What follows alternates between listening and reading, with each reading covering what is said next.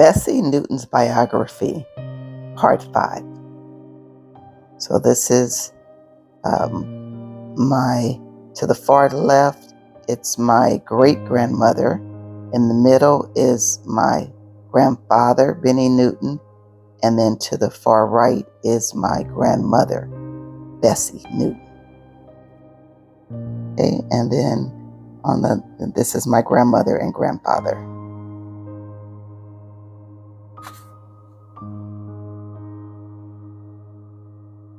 Life begins again.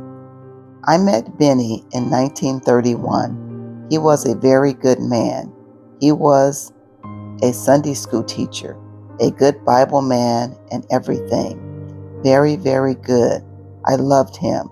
The way we happened to get together was when he was in a wedding. He was the best man for his friend, a brother in the church. I was in the prayer band, and I was very close to the bride.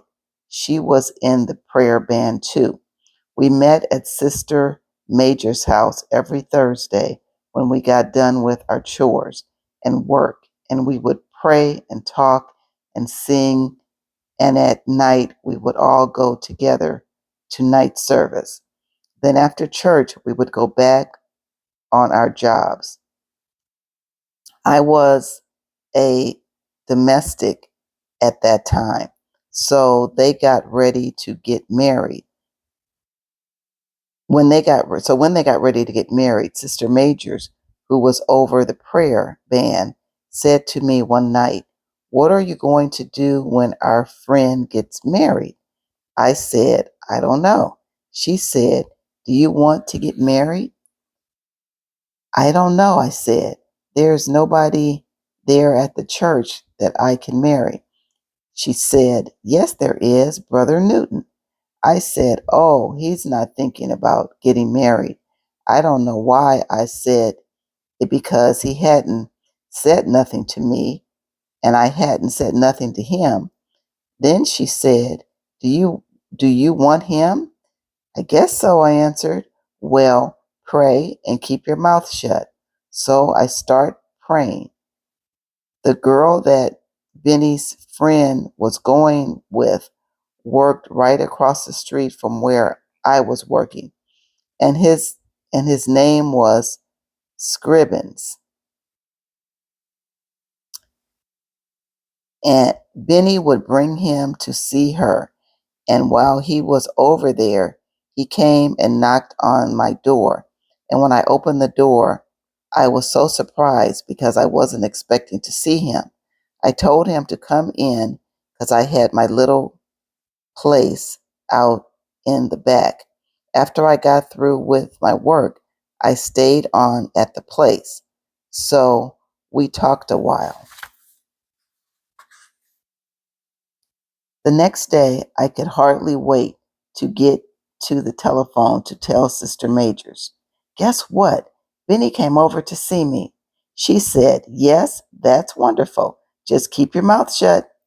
When the wedding day came, he was surprised to march with some man's wife, and the man was a little jealous at the time, so he came to my Benny and he said he wanted to march with his wife instead. Benny said, "All right." So he marched with me, and when we were going out of the church after the wedding was over, everyone was saying, "That's going to be the next wedding." We heard them, but we didn't pay any attention. Benny didn't give it a thought because he wasn't thinking about getting married. When we met at the house where they had the refreshments, I still had my bouquet of flowers with me. They were beautiful roses, and I took one of the roses out of the bouquet and I said, "Do you want this?" And I handed it to him. He said thank you, and later he told me that from then on, when he used to lay down to read his Bible, instead of reading, he used to take that rose and just look at it, and the more he looked at it, the prettier the rose was. Sister Cherry, where he was staying, used to say, "Oh, you're looking at your flower." He just couldn't take his eyes off that rose. Then he started corresponding, but he never let anybody ever see us together. Nobody ever knew we were courting one another.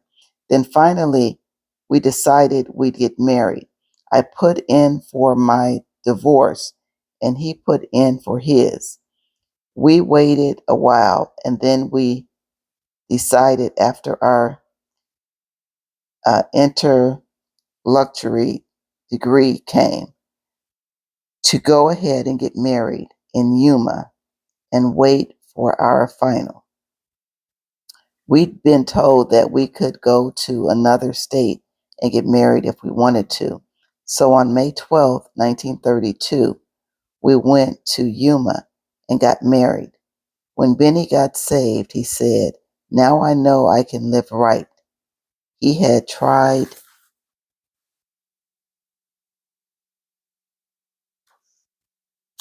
He had tried to live right, but couldn't because he didn't have that power. He explained to Bishop Douglas about leaving his wife, and the bishop said, "You don't even have to write to her or send for her if it's like you say." And he took Benny at his word, so he was free. Since my husband left me for another woman, I was free. But if I had left him, I couldn't have married again. I could only have gone back to him or stayed alone. But since he left me, the word of God says, a brother or sister is not bound if the unbeliever departs, let him depart. We had 4 children. We were married 45 years. Our children are Benny Jr., then Laura, Deborah, and Rebecca. Rebecca is around 48, and Benny is 51. They are all stair steps. Benny was born the day after the big earthquake in 1933. It shook him up. Laura was born within the next year, then Deborah the year after, then a few years later, Rebecca. I didn't work then. I married Benny because he said, "The day you marry, that's the day you stop." The lady I was working for didn't want me to stop. She asked me to please stay with her till after her baby was born because she was expecting and she didn't want to start in and train a new girl. And she knew I knew everything to do. I asked my husband and he agreed.